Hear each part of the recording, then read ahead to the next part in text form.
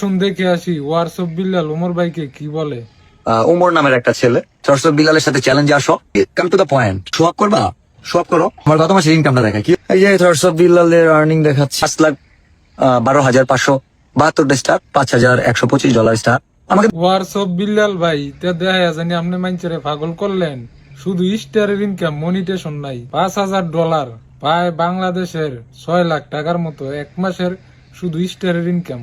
এরপরে কিছুদিন আগে বললেন পেমেন্ট দেখাইলেন 3 মাসে 46 লাখ টাকা ইনকাম করছেন ফেসবুক থেকে। আবার এখন মনিটেশন ছাড়া শুধু স্টারের ডলার হয়েছে $5,000, যা টাকা বাংলা টাকায় হয় 5.5 লাখ 6 লাখ টাকার মতো।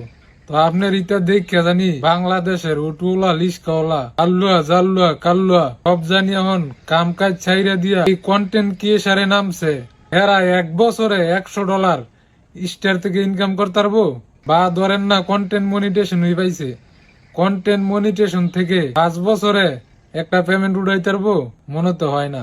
আপনি যেমন হোক এই পর্যায়ে গেছেন ভালো কথা। ফেসবুক থেকে লক্ষ লক্ষ টাকা ইনকাম করেন। আপনার এইগুলো দেখা আপনার শিষ্যরা জানি ফেসবুক কন্টেন্ট মনিটেশন লইয়া পাগল হইছে, ফেসবুক থেকে টাকা ইনকাম করব, কাম টাম সাইরা দিয়া। এখন জানি গরো ভাত নাই, এরার খাউন দিকে আপনি দিবেন। আপনি যেভাবে হোক ফেসবুক থেকে সফল হয়েছেন।